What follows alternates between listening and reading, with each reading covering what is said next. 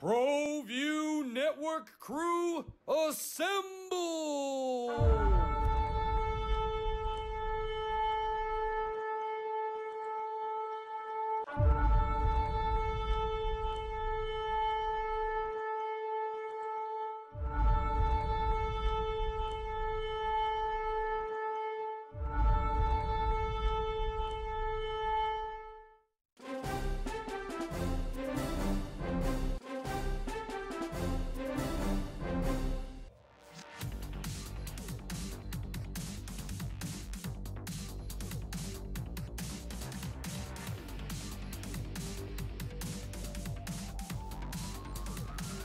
That's good. We're first. High school sports are back live on Proview Sports Network.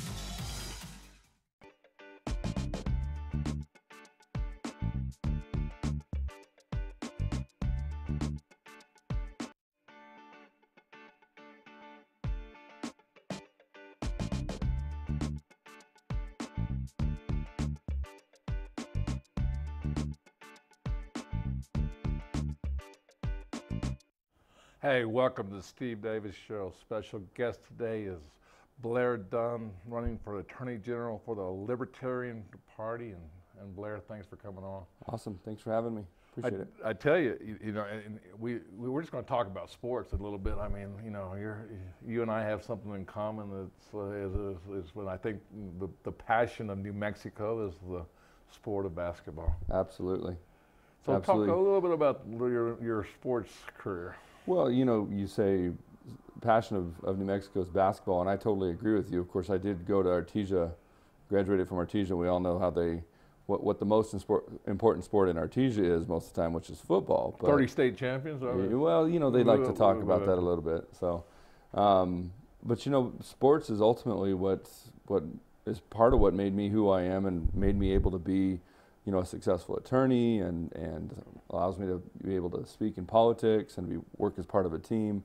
I mean, high school sports and I played in Artesia. I went and played in college at Central Arkansas. Those are experiences you just can't downplay at all.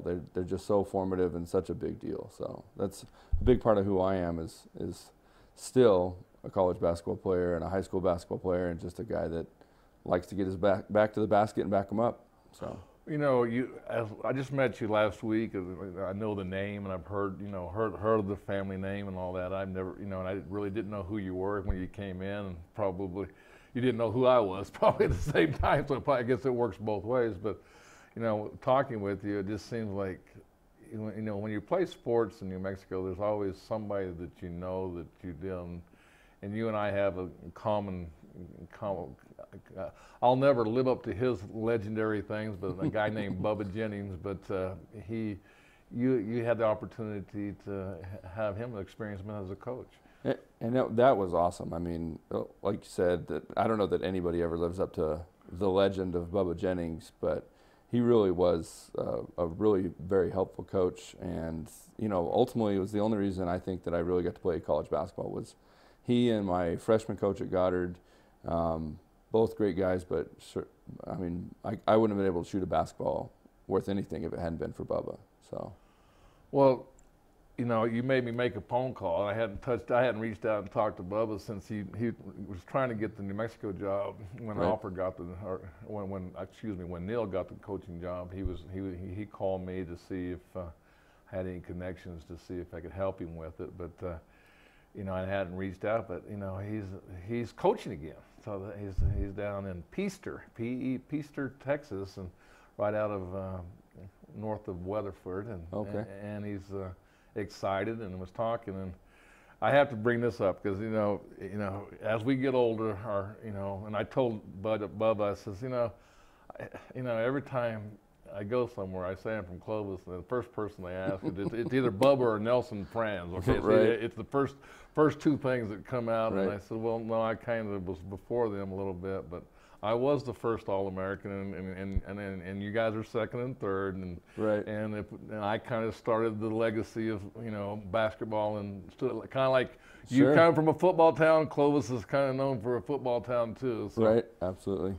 So it was I told him, I says, and the legend gets better. And he goes, well, why do you say that, Steve? And I says, well, it's one thing to score 75 points in a game, but it's even worse now that if the three-pointer would have been in, you were going to score 90 or 100 points. I says, so you just get better. Right. Yep. Absolutely. Well, yeah. Tell me, so interesting, and there's not too many people that have done this. Is you graduated from Mexico State? I did. And also from UNM. Yeah, it's one of those conflicting types of things. I have to say I'm probably still an Aggie at heart, but did go to UNM for law school and wore some Lobo gear even for a little bit. But certainly, that So where's your heart at? Oh, no, that's what I was getting to. My heart is down in New Mexico State. I'm an Aggie at heart. And then you're from Artesia in the Roswell area, and most of that is more, towards Las Cruces. I was actually recruited to Las Cruces. So. Well, and I went, so I started off, and I was kind of headed towards UNM for when I graduated from high school. I was, Franchilla was the coach, wanted to potentially come play for him. Things didn't work out. He's actually and his staff, Coach Savino, were actually the guys that helped me get to Arkansas. So I went to Central Arkansas to go play for the coaches down there at Scottie Pippen's old school, and had a great experience in Arkansas for a couple of years. The program kind of went through some turmoil, and I ended up moving back. And I at one point thought about coming to play for Bubba again, and he was coaching underneath Bobby Knight at that point. Decided I didn't really want to go to Tech, but I did want to go play for Henson, who has always been a hero of mine. Well, actually, Henson recruited me. I actually I actually signed a letter of intent to New Mexico State, and then a guy named John Wisnett came to Clovis every day and made me feel like at home. And of course I played for Norm Ellenberg. But the reason I'm here in Albuquerque is because of a guy named John Wisnett. He was one of those unbelievable, relentless recruiters that if he wanted you, you were known that you were wanted. John's a good guy. He really is. Know him, and then so my wife is more of a basketball legend than I am by quite a bit. So my wife is Becky Preston. They played here at La Cueva, and then went and played for 4 years for Coach Cole at OU, and also played with John's daughter Jordan.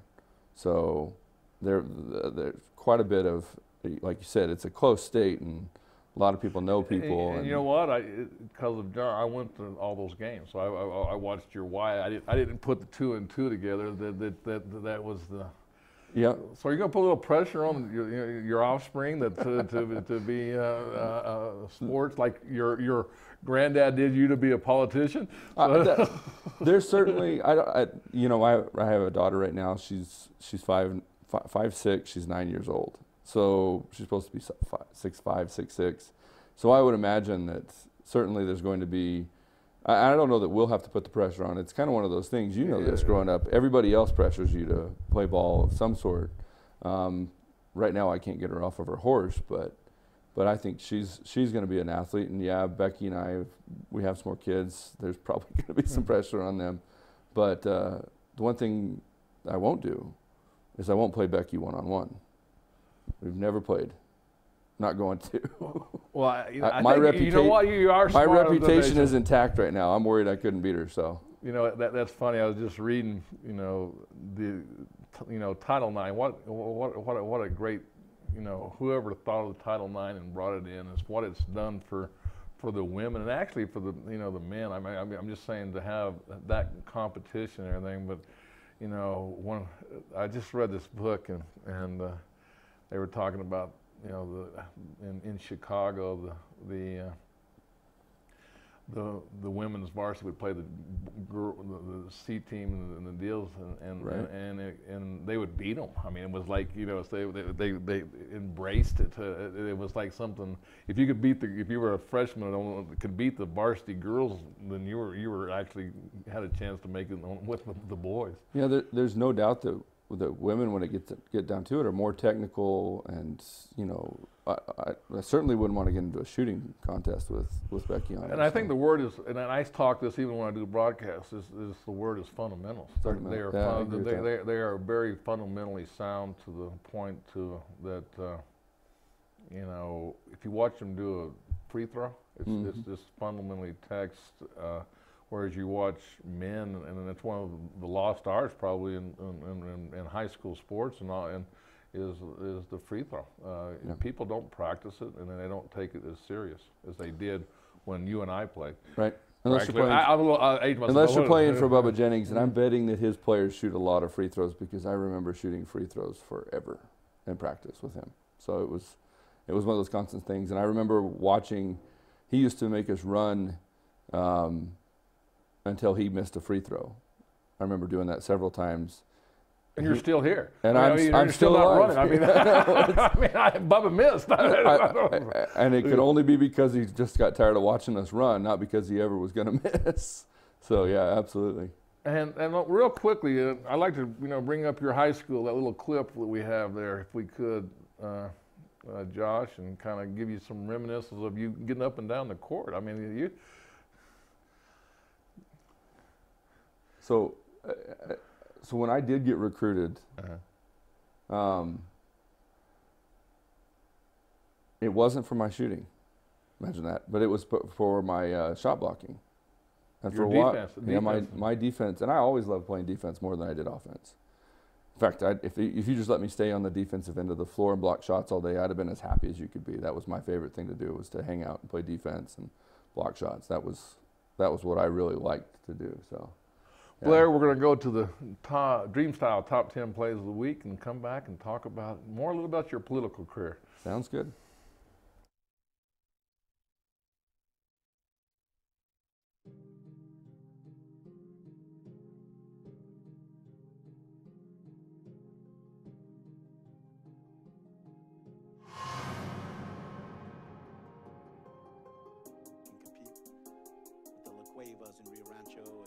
Snap, and there's Gorey. He is gone. That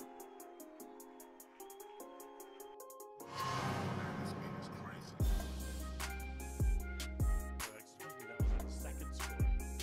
It's time to hand it off. Yeah, a ton of room there, but he might go all the way to the corner and scoot in for the touchdown. Jashawn McDaniel.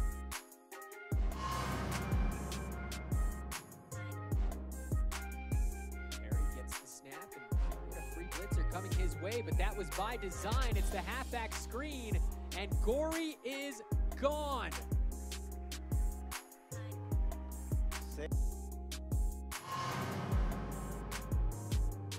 Tucker on the near side, and Valenzuela is going to go for it all to the end zone. Is it caught?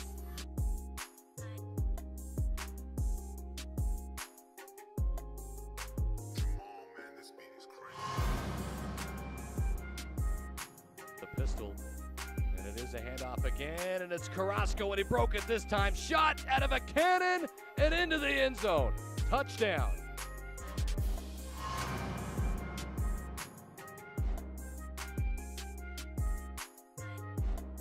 Silva's going to throw it down the middle. It's intercepted. Picked off with a ton of steam ahead. Look out, breaking tackles all the way into the end zone. Touchdown.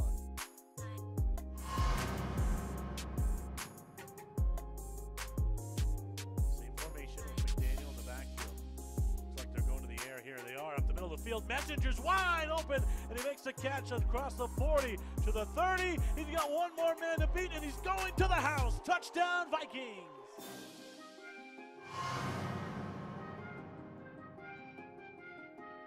Trips up high for Deathridge. He's going to go for it all. A fade to the end zone, looking for Warner. Does he got it? Yes! Touchdown! Fading back the second one tonight from Deathridge to Jacob Warner, and the Hawks are rolling.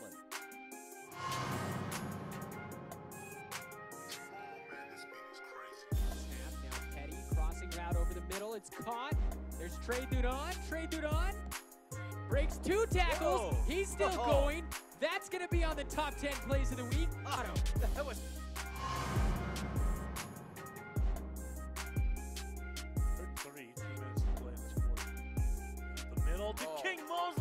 the one-handed catch, and the King could go all the way for the touchdown.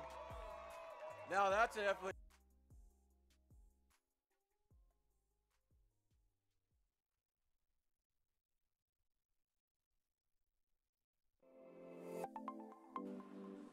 Get into the game with Garden Swartz Team Sales. They have everything you need, from screen printing, embroidery, and digital printing services, high school letterman jackets, and all high school and club uniforms, and individual and team apparel with the most reliable brands like Speedline, Rollins, and Wilson. And don't forget to check out the latest F7 Shut helmet. It's all at Garden Swartz Team Sales. Give them a call, 505-884-1234. Garden Swartz Team Sales. The New Mexico High School Coaches Association, established in 1941, is an organization of New Mexico's best and most professional interscholastic coaches. Coaches across work daily to help our student athletes excel in the classroom, on the field of play, and in our communities. Students that participate in interscholastic activities attain higher grades, higher graduation rates, and higher wages. Responsible for the North-South All-Star Games, statewide Coaches Award Program, and providing multiple professional development opportunities for New Mexico's coaches. Be a great coach by coaching beyond the game.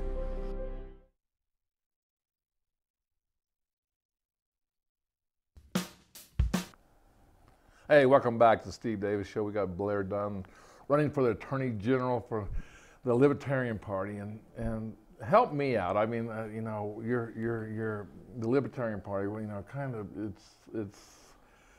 The way I've said it to you is basically you need a win, but you know, not a lot of people know about the Libertarian, and they don't understand it. Right. So the way I look at it, Libertarian philosophy is really pretty simple.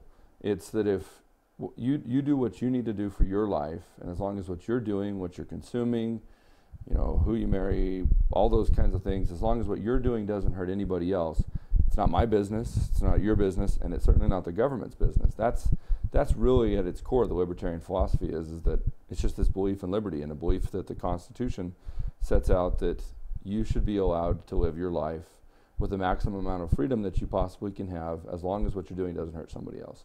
So that's really libertarian philosophy, and you know, we're rising right now. I mean, this is a time where you have these really far extremes on the left and far extremes on the right, and all they want to do between the two is just have this nasty fight between the two of them, and all of us here in the middle are just power and control. That's all it is. Absolute power corrupts absolutely, and they want absolute power. And then here we are in the middle, all the rest of us just completely getting, you know, smashed by both sides and caught in the crossfire, so to speak.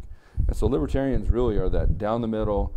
Let's figure out how to do what's best for New Mexico. Let's figure out how to do what's best for the country, rather than just fighting for the sake of fighting. And that's what I really think that the Republicans and the Democrats have devolved to. You see it in the Kavanaugh hearings. You see it in the current election for governor here in New Mexico. They're both being nasty. We all have to put up with these negative commercials all the time.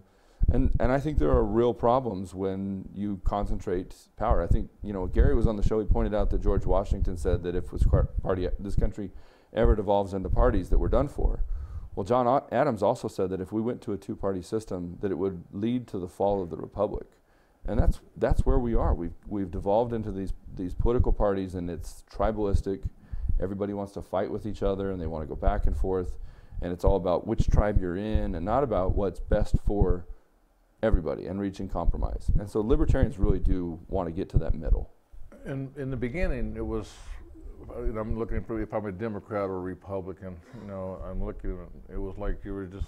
It was this kind of a, you know, let them. You know, it's a far leftism. I wouldn't say that, but I'm just saying it was just a new group. There was no big concern. Right. Well, and you said this is a growing party that, you know, and you look at just what Gary Johnson has done is that, you know, with the Republican part of it, I mean, that vote is split. I mean, it's almost 50-50, the last poll I saw. And right. So it's making an impact on final results. But, you know, we're splitting both the Republicans and the Democrats up. I mean, there's more noticeably, maybe so in this one. Just from the common guy that doesn't watch politics. I'm just saying. Sure. I mean, because if you add the Libertarian and the Republican, it beats it'll beat right. the Democrat in this race. Right.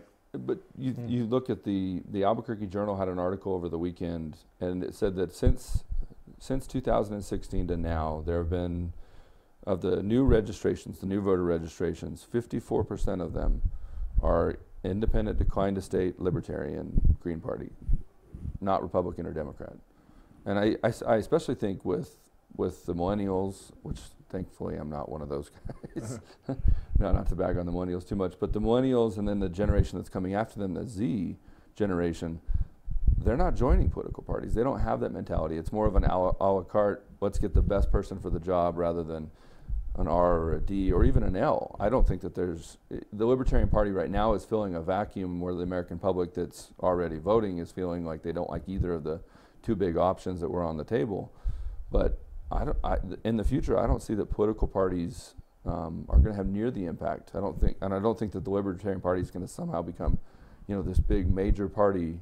But I do think that we're going to, like you said, have a victory in Gary that's going to kind of lead that change towards going back towards voting for the person and not necessarily for the party. So that's where I see our politics heading. So it goes back to the, what our founding fathers found us on was basically, it's just, you vote for what you think is right, and then you don't have the power and corruption. I don't even like to even say that word, but I'm just saying this. When I was basically raised, you were either Democratic or Republican. It was not, it was you had to make that choice, and there was no other choices. And now it's something that people don't agree with what both those parties are about. Well, and when you have that party, the temptation is great to misuse that power. I mean, that power structure, or that within a party, is ultimately what leads to some of the corruption here in New Mexico. Is that you have parties and you have entrenched people in those parties that end up with that power, and they use that power to protect their friends, or they use that power to give their friends an advantage. And that's really what's kept New Mexico, I think, at the bottom of the good list when it comes to education, and at the top of the bad list when it comes to crime. Is that when the public sees that their government officials can misuse that power, and it's everybody for themselves, you devolve into anarchy and you don't get things done. So that's kind of where I think New Mexico's been held back. You know what? You just hit on one of the biggest things. A friend, and you may or may not know this name, but it's Dick Hunsaker, and I was with him. He's in town doing a basketball clinic with Coach Weir. But him and I were just talking about that. The difference between Utah and New Mexico is that they got bought into education, and education has brought jobs and brought everything that New Mexico was lacking. But it was interesting that was one of your topics that you just brought up was education.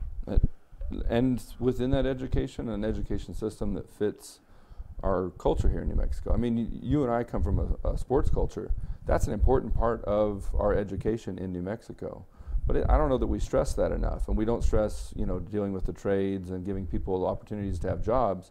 I mean, the idea that everybody needs to go to college is kind of kept New Mexico at the back, and it's ultimately, you end up looking at, the teachers aren't allowed to teach to what the students need to hear. In fact, because the teachers all get stuck doing testing anymore. They don't really get to go out and make sure that those students are learning things that will help them be productive members of society and help them have an opportunity to succeed in life. And that's holding us back. That's funny you bring that up, but you even said it about the new generation. The new generation is a different, I'll be honest, it's a different, and it still comes down to, what's wrong and right, but I'm just saying, you have to be, I guess the new generation is more educated than what we were when we were growing up. I guess that would be a simpler way, because there's so much mass communication and so much easy material. You better know what you're talking about to get them behind you. No, that's right. And they are, so my 9-year-old daughter Harper, who's 5'6", and is going to be at some point some sort of heck of a sports player, whatever she chooses to do. We're sitting in the car, and she knows that I'm doing politics, and we're having that discussion. And Becky and I asked her, well, what are you? Because we were talking about Republicans and Democrats and Libertarians. And I said, do you think you're going to be a Libertarian? She goes, no, I'm going to be an independent. And she's 9 years old, and she already has got this mentality of, No, I'm my own person. I'm going to do what I think is right. And at 9, as a dad, that's really very cool to see that in your kid, that she's willing to stand up and say, no, I'm going to do what I want to do and what I think is right, rather than just, what everybody else in the crowd is doing. So I think that you see that a lot, especially in this Generation Z that's following the millennials, that they tend to be more cautious, they tend to be more conservative fiscally, financially. They're going to be more conservative. They're tending to wait longer to get married, wait longer to get a driver's license. They're not as interested in going to college. They are more interested in getting jobs and getting a trade or a skill set. I have a lot of hope that what's happening in our country is ultimately going to turn out to be a really good thing, and we're going to end up with a bunch of individuals that are entrepreneurs and are really going to get out there and make a difference. And like I said, sports is going to be a big part of that, because you got to learn how to play as a team. And team sports in New Mexico, we have to continue to emphasize in our schools, so that those kids have that opportunity to learn those skills as they go out into the world. It's a really important part of who we are. We're going to be running out of time, but what's your strength, running for attorney general? I mean, what makes you different and better than your opponents? Well, I think it is that independent-minded nature that my grandfather put into me, which is, it's not about doing what helps me. It's not about doing what helps my friends. It's about doing what's best for New Mexico.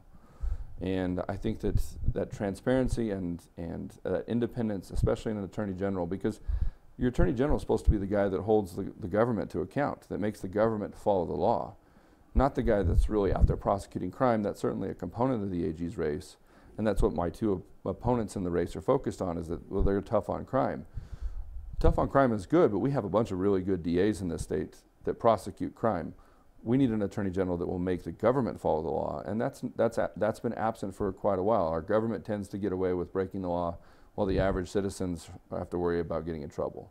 And I think that's what I bring to the table that's a little bit different. It's a strength that comes from growing up as an independent Westerner here in the United States, and being a libertarian, and seeing that it's about doing what I think is constitutional, and not about what makes it better for somebody that I know or for myself. So. Well, I guess time's running out. I mean, as you and I guess, kind of helped me out there, because you kind of caught me off guard. I mean, it's voting is starting. So the the absentee ballots, first day to start requesting those, and those start to go out on October 9th. The early voting centers open on October 20th. From my race, 48% of the electorate right now is undecided about the AG's race. So people haven't even made up their minds, and they need to start doing some research. The big thing about voting, we're going to have early voting start. You don't have a whole lot of time to do your research, but people need to go out and research the candidates, make an informed decision about the candidate that they think is going to do the best for New Mexico. And so that's where we are. And people can go to your website? They can go to my website.